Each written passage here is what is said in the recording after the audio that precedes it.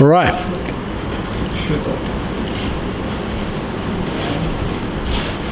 I have no idea why. It's really hard to read, isn't it? Yes. It's good lights. Yeah. No, it's something to do with the data projector. Okay, so let me just clean up this stuff here. I think how about I press my own pause button, and if you are not, let me do this. Why don't I press my pause button and ask if people have got comments that they would like to make or clarifying questions that they would like to ask. So we've covered quite a bit of material in the first hour and a half, and we're going to plan to do another hour. We'll finish at it's 12 we're finishing, or 12:30? Yes. 12. So we're aiming to finish at 12, and I'm very happy to make myself available to go to round 2 in the afternoon, if you would like to do that. But I've presented quite a few ideas, and I've just thrown them out there, and I'm really pleased that enough of you came with a clear idea about why you're here and what you want to know. But can I ask if people have got comments that they would like to make or clarifying questions that they would like to ask before I move on? Which Google Books downloader did you download? How did you? Okay, I mean, you know what it's like with downloading software. I don't know about you, but I find myself going and downloading and going to these sites and then asking. I usually download by popularity. So that is the program that I use, Google Book Downloader.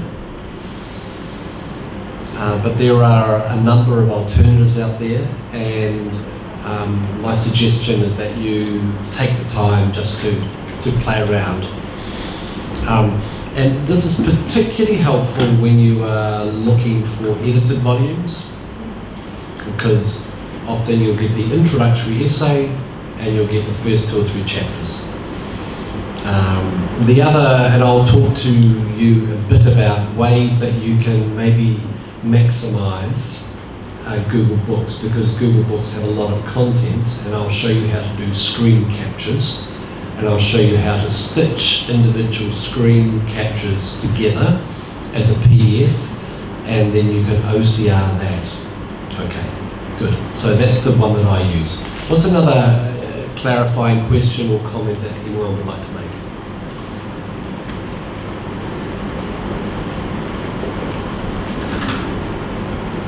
What kind of resources does Payap have in the library in terms of accessing electronic literature? Wynn would love to answer that question. What kind of subscriptions? I don't know, sorry. Don't use it? I don't use it. I've used, Payap does have a service to get hard copies of articles from other universities. But it's not the fastest service. So I can never pronounce it. Elizabeth, whatever. They don't have a subscription to that.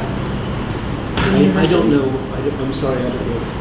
Okay. I don't use it. Well, that's revealing all by itself. Right. Yeah. Okay. I mean, they do have some things, but I've not.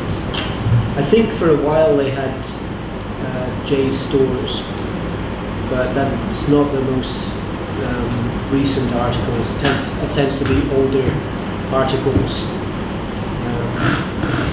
and I'm not sure that they even have that now. Okay. So when you're doing your research, what are you relying for books and journals? What I could find online. Okay, same. Yeah. Okay. This is where you make friends with people and you do favours for people and you say, hey, can you give me these articles? And I've got remote access to Thammasat University's library. They say, we can, this is just the reality of academic life in Thailand. Now, unless you're enrolled, unless you've got access to Thammasat, Jutla, Mahidol's not bad, but Thammasat and Jutla have got very good library database access. But you could just going to have to go with the network of. So for example, you have library access Yeah. to Thammasat. Yeah. So I think you can, as a student at Payap, you can go to other university libraries. I don't know whether it's a formal agreement they have with each other, but I've got into Jula before now on the grounds that I was an Ajahn at Payap, so I didn't need any form. I had my ID card, so I think they're generally quite supportive if you physically go there. Yeah. But finding your way around these other university libraries takes a while. Yeah. So you'd best plan to go for a few days if you really want to grab a lot of articles. And if you were asking for my opinion, what I would do is I would strongly encourage you to hire a research assistant, a master's student at Thammasat and Jutla, and by the time you have travelled down and paid for even an overnight bus and back and accommodation and the tuk-tuks and the taxis and if I was in your position, this is what I did, and I'll talk to you more about access and scanning. I had research assistants in Bangkok. I gave them books that I needed. They went in, they got it out, they photocopied it without binding it. They just sent me the loose leaves, they posted it to me. I paid them a flat rate per book they got, and then I scanned it at home and then I bound it. And that was a far better way for me to use my time and money than for me to trudge all the way down there and to do it myself. So, I would be very happy to put you in contact with people who could function as research assistants. All you need to do is to negotiate a rate. This is how much I'm going to pay you to sit in the library to download this article and email it to me. And for them, it'll be money for jam. Mm-hmm. Yeah, so that's what I would do. Yeah. Yeah, any other clarifying questions? Any comments you want to make? Any clarifying questions from where we've been from the start this morning?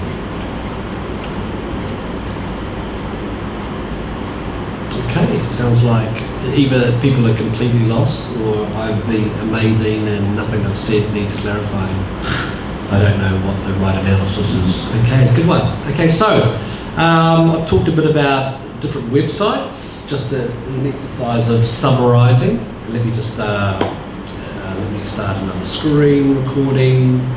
Otherwise, Kristen will start to jump up and down.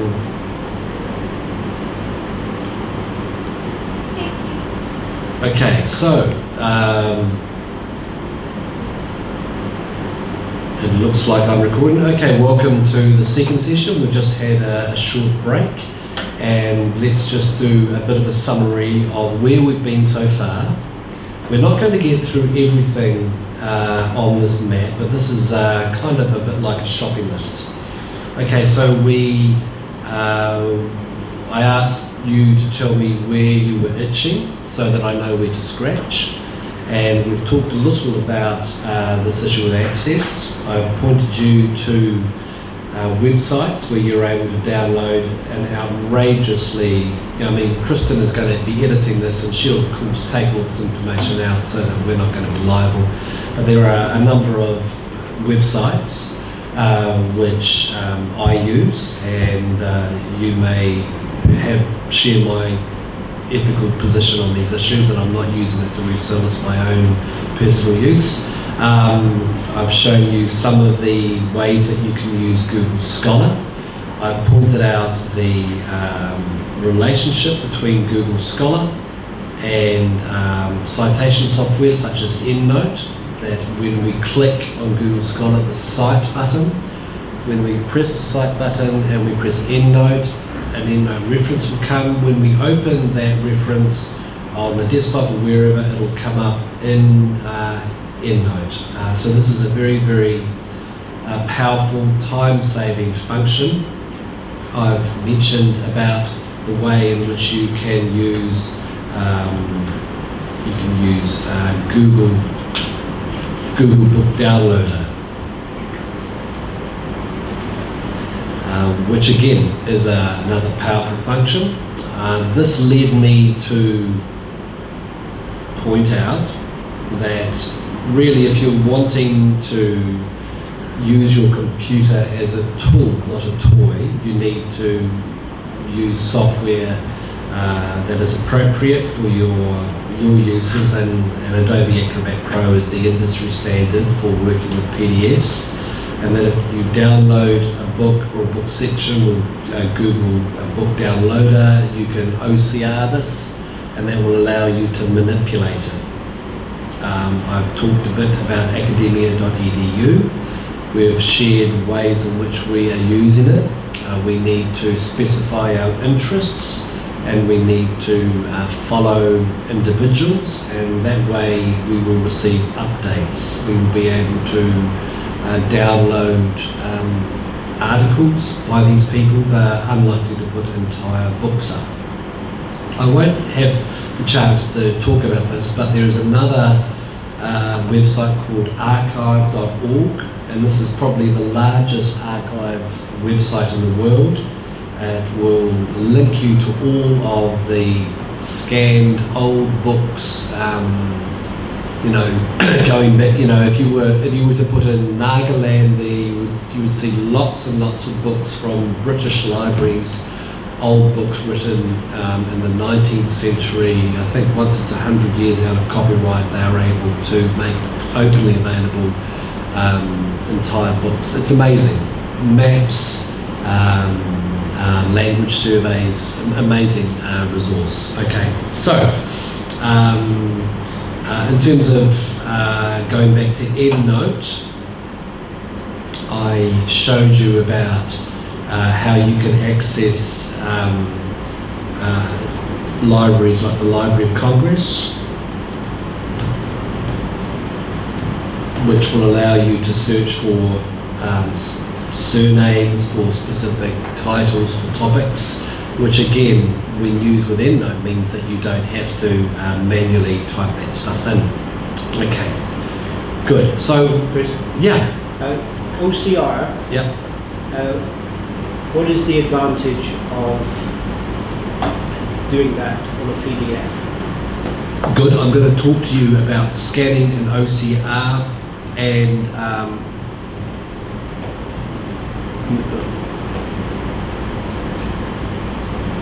manipulating, exporting. I'll talk to you about how we can use Adobe Acrobat Pro to manipulate PDFs, to export them as Word files, as RTFs, and it's a very, very powerful function. But we have to OCR it first. If we've downloaded, sometimes when we have ebooks, we have to be able to crack it, and there are a number of tricks.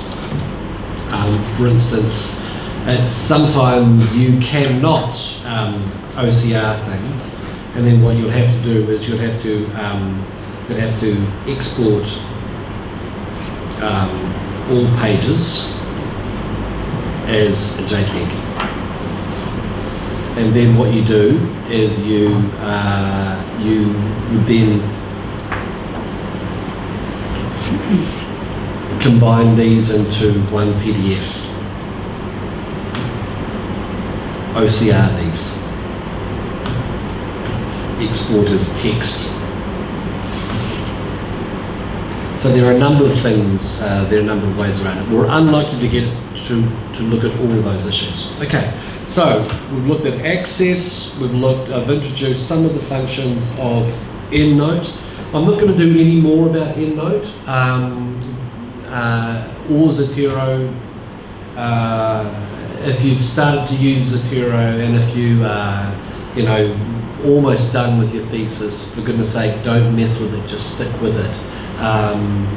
If you feel like you want to change the system, then do so, but don't mess with it. Okay, so I'd just like to talk a bit more about Adobe Acrobat Pro, about some of the features.